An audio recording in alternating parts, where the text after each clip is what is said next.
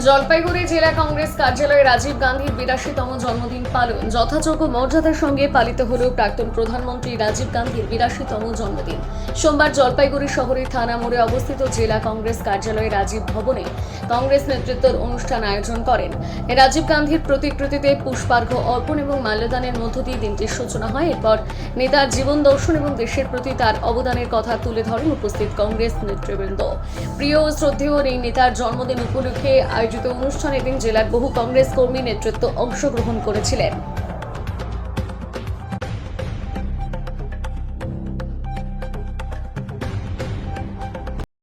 কি বিষয় প্রোগ্রাম হয়েছিল?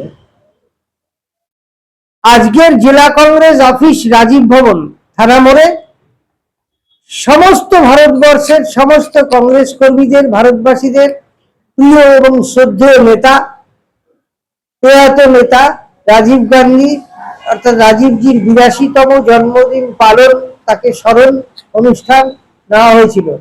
এই অনুষ্ঠানে জেলা কংগ্রেস বা কংগ্রেসের সর্বস্তরের নেতৃত্ব উপস্থিত থাকলেও এই অনুষ্ঠান মূলত পরিচালনা করা হয় town block Jalpaiguri town block সভাপতি অমরান মুন্সির নেতৃত্বে। এখানে বিভিন্ন নেতৃত্ব তার বক্তব্যের মধ্যে দিয়ে যেটা তুলে ধরলেন, আত্মনির্ভরশীল, আদর্শ সম্মিলিত একটা ভারতবর্ষকে তৈরি করার জন্য নেহরুজি থেকে শুরু করে ইন্দিরা গান্ধী, রাজীব গান্ধী, মনমোহন সিং, নরসিংহ রাও প্রত্যেকে কাজ করেছেন। কিন্তু আজকে যে ভারতবর্ষের চেহারা আমরা দেখছি তাতে দেখা যাচ্ছে শাসক দল কেউ আম্বানি আদানিদের কাছে দেশ বিক্রি করে দেওয়ার চক্রান্ত করছেন, কেউ তার আদর্শ মূল্যবোধকে বিক্রি করছেন, বিভিন্ন ক্ষেত্রে দুর্নীতির কাছে আত্মসমর্পণ করছেন বর্তমান কেন্দ্রের এবং রাজ্যের শাসকরা।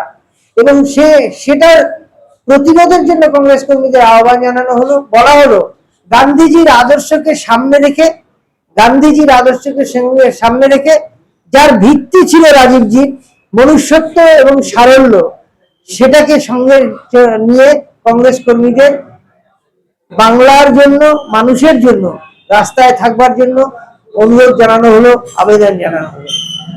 মনে না করে নাম আর পরিচয় দেবে। আমি অমিত ভট্টাচার্য, জেলা কংগ্রেসের সভাপতি।